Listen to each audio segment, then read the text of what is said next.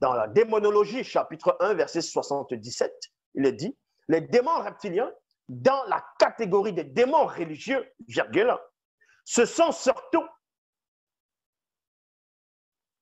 c'est ceux surtout qui inspirent, virgule, égarent et enseignent de fausses doctrines aux hommes. Il y a point ici. Donc, vous comprenez par là que toutes les religions qui sont dans le monde, non seulement elles sont fausses, mais elles sont sous l'emprise des démons religieux de haut rang.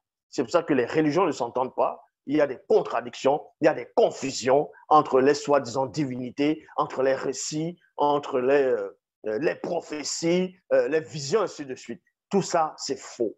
Je répète ici, il n'y a aucune religion dans le monde, peu importe ta croyance, peu importe ce que tu pourras imaginer, peu importe les sensations que tu vas ressentir, peu importe ce que tu as cru voir, ce que tu as cru pénétrer,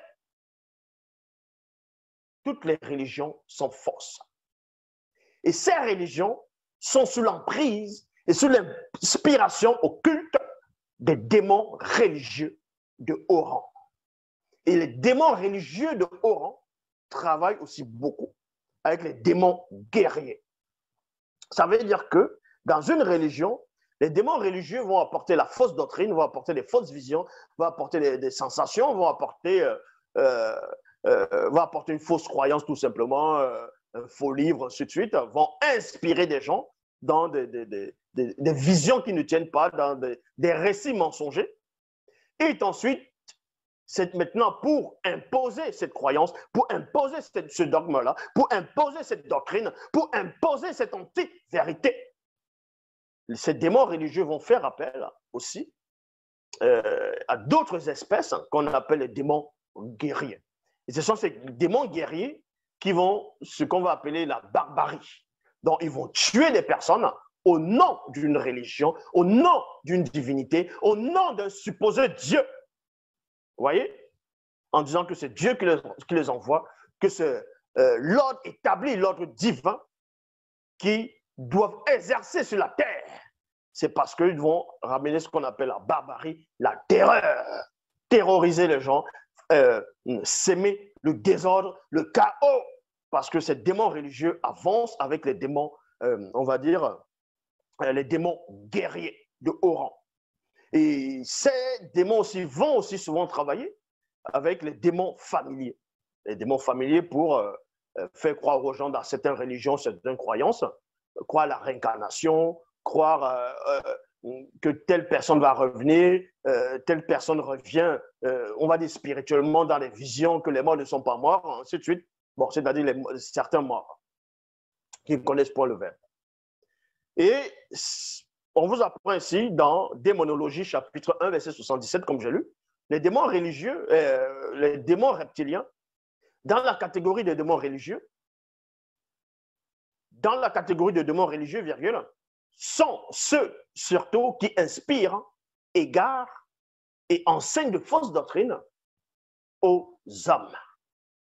On voit cela dans 1 Roi, chapitre 15, au verset 19, toujours dans Bible. Il est dit ici, il lui mentait car le vieux prophète était corrompu parce qu'il était possédé par un démon religieux de haut rang, par une porte d'entrée. Ils ont pris ce récit, ils ont mis dans les canons, ils ont mis dans les Bibles classiques, dans ce que eux, ils vont appeler l'Ancien Testament, l'histoire d'un jeune prophète qui va avertir un roi. Et pendant qu'il va avertir un roi, il reçoit un ordre de la part de Yahvé Adonai Jéhovah Elohim, l'Éternel, qui ne doit pas s'arrêter. Après, quand il finit sa mission, il doit s'arrêter sur personne. Voilà. Et à un moment donné, il finit sa mission. Au moment qu'il est en train de rentrer, il y a un vieux prophète qui vient le séduire. Et le vieux prophète l'a séduire. En gros, le vieux prophète lui dit, dans d'autres versions, un ange l'a apparu, tout ça là, que bon, tu peux venir festoyer, tu peux venir te désaltérer. Et on vous apprend que ce vieux prophète mentait. Mais on ne vous dit pas pourquoi ce vieux prophète a menti à ce jeune prophète. Déjà, depuis quand un prophète véritable doit mentir. Mais la vraie version, comme je l'ai lu ici, c'est dans Bible, on vous apprend effectivement que à cause d'une porte d'entrée de ce vieux prophète, par un démon religieux de haut rang. Il va aller mentir à ce jeune prophète parce que, comme je l'ai dit, il avait une porte d'entrée.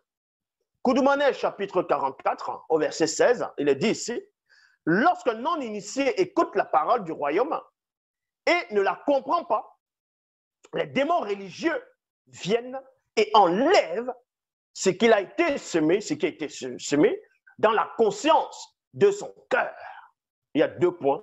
Cet homme est celui qui a reçu la semence le long du chemin. Le long du chemin. Donc, c'est la parabole du semeur.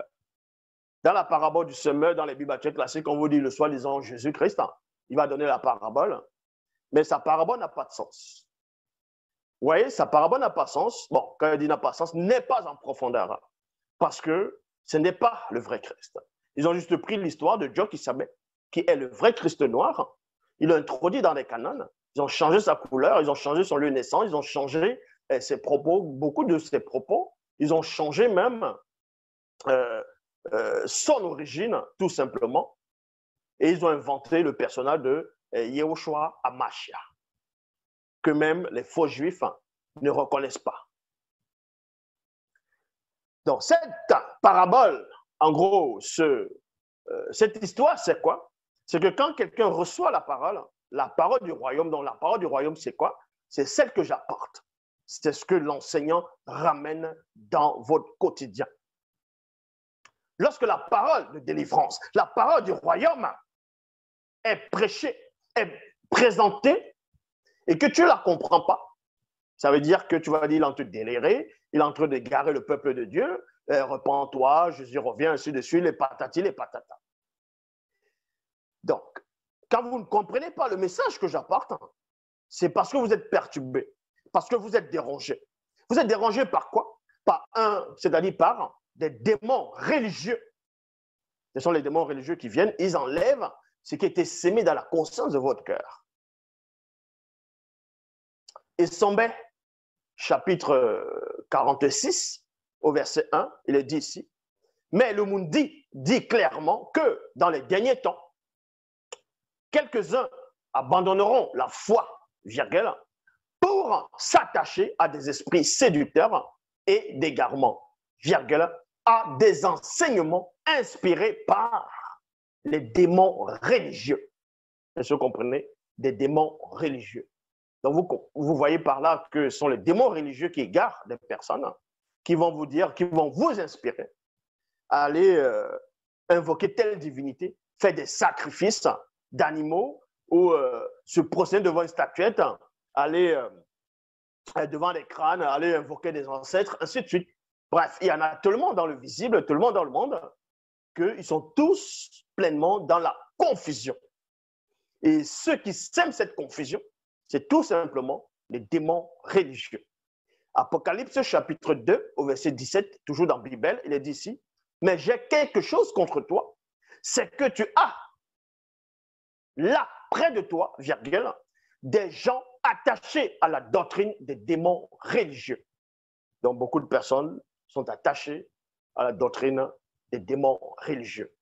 Et ils deviennent des marionnettes, ils vont faire des débats, ils vont faire des débats que ce soit en route, que ce soit dans les plateaux de télé, que ce soit entre les vidéos, ainsi de suite, pour essayer, chacun va vouloir, entre eux, ils vont essayer de défendre les doctrines, ils vont essayer de vouloir défendre le soi-disant divinité, des choses qui n'ont pas de sens.